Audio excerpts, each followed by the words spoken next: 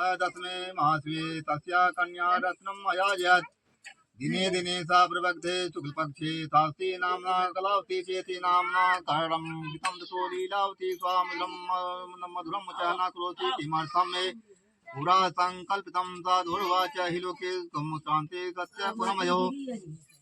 एक नगर में एक उल्कामुख नाम का राजा था। तो वह कैसा राजा था?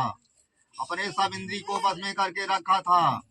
सदा सत्य बोलता था। देवता के मंदिर में जाकर इतना धन दान देता था कि बहुत से ब्राह्मण लोग को संतोष हो जाता था। ऐसा जो उल्कामुख राजा थे, उसकी स्त्री कैसी थी कि एक धर्म एक व्रत नेमा, काय वचन मन पद पद प्रेमा। ऐसी पतिव्रता वह नारी थी कि एक दिन भद्रशिला नदी के किनारे पर सत्यनारायण भगवान का व्रत अपने राजा के साथ में कर रही थी।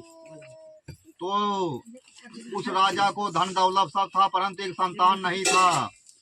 एक संतान के वास्ते राजा ने कथा को सुन रहे थे। कहते हैं कि यह व्रत के प्रताप से बंतहीन सुतपाय निर्धन धन संपावहि रंक हिराव हो जाए। तो बनिया ने भगवान का कथा सुन रहे थे। उस समय बनिया ने अपनी नाव पर सोना चांदी बहुत सा धन दौलत लाद कर वहां पर आ गए जहां पर राजा ने कथा को सुन रहे थे। बनिया ने नाव को खड़ी कर दिया। जब कथा समाप्त हो गया तो प्रसाद बांटा गया। सब लोग प्रसाद को खाए। बनिया ने भी प्रसाद को खाया। बनिया ने राजा से पूछ रहा है कि हे राजन, आप अपनी इतना भक्ति के साथ किसका पूजन कर रहे हैं? इसके करने से क्या फल है, क्या विधि है? तो राजा ने कहा कि मैं यह सत्यनारायण भगवान का कथा सुन रहा हूँ। हमारे पास धन दौलत सब है, परंतु एक संतान नहीं है। एक संतान के वास्ते इस कथा को मैं सुन रहा हूँ। तो बनिया ने कहा कि हमारे पास भी कोई संतान नहीं है, इसलिए इस कथा को मैं जरूर सुनूंगा। बनिया ने राजा से सारी विधि पूछ लिया, क्या क्या सामान लगता है। तो राजा ने सारी विधि बता दी है कि धूप दीप नैवेद्य 5 सुपारी अगरबत्ती। तो बनिया ने अपने घर पर गया।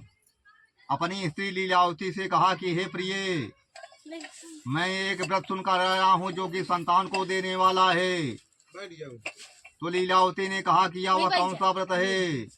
बनिया ने कहा कि वह सत्यनारायण भगवान का व्रत है। जो मनुष्य सत्यनारायण भगवान का कथा सुनेंगे वे संतान प्राप्त होंगे। तो बनिया की स्त्री कहती है कि कल ही कथा को सुन लो।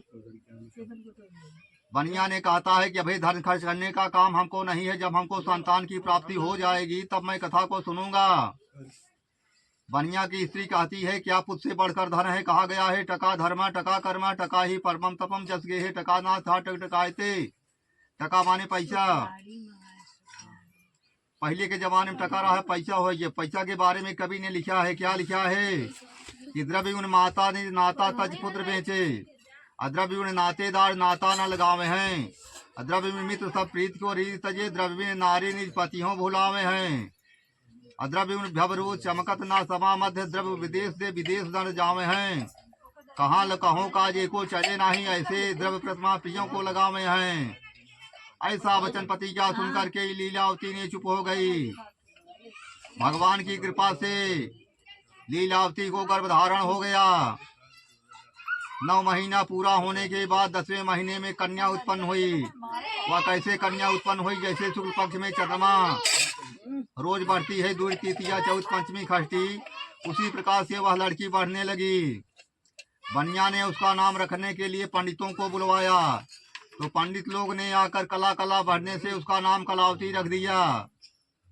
तब लीलावती ने अपने पति देव से कहती है कि हे पति देव, जो आपने कहा था कि हमको संतान की प्राप्ति हो जाएगी तो मैं सत्यनारायण भगवान का कथा सुनूंगा, वह कथा सुन लो। तो बनिया ने कहा कि इस समय बरही छठी में बहुत सा धन खर्च हो गया है, अब विवाह के समय सुनूंगा। लीलावती ने चुप हो गई।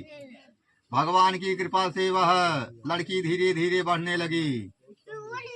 10-12 साल में वह विवाह की हो गई लड़की। एक बार वह लड़की कन्या कलावती अपने सब सखियों के साथ में होकर के बगीचे में घूमने के लिए जा रही थी। बनिया ने देख रहा है कि हमारी लड़की विवाह की योग्य होगी, इसका विवाह करना चाहिए। तो बनिया ने 2 दूत को बुलाया और दोनों दूतों को कहा कि हमारी लड़की के लिए एक लड़का ढूंढ कर ले आओ। ढूंढने का भाव यह है कि दरिद्र ना हो, अच्छे खानदान का हो, हमारे घर पर रहे। तो दूत लोग सुन करके ढूंढते ढूंढते गए तो एक कांचनपुर नामक नगर था।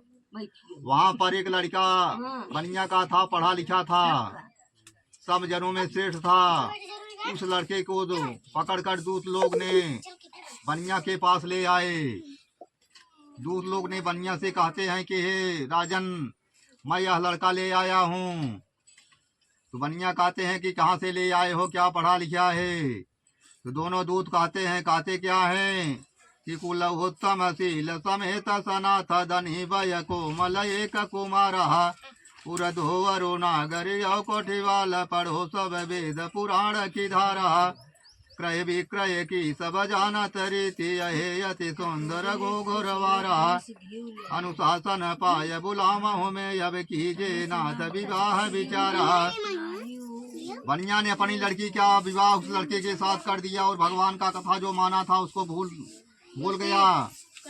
तब लीलावती ने अपने पतिदेव से कहती है कि हे पतिदेव, जो आपने कहा था कि संतान की प्राप्ति हो जाएगी तो मैं कथा को सुनूंगा, संतान हो गया। तब आपने कहा कि विवाह के समय सुनूंगा, अब विवाह हो गया है, कथा को सुन लो। तो बनिया ने कहता है कि इस समय विवाह में बहुत सा धन खर्च हो गया है, किसी समय सुनूंगा। बनिया ने अपने दामाद को साथ में लिया, साथ में लेकर कमाने के लिए चल दिया। कहाँ पर गया, जहाँ पर एक चंकेत राजा का नगर था, वहाँ पर बनिया अपना धंधा शुरू कर दिया। माल खरीदना, माल बेचना, धंधा खूब चलने लगा और भगवान को भूल गया जो कथा माना था। तो भगवान ने उसको झूठा समझ करके उसको श्राप दे दिए।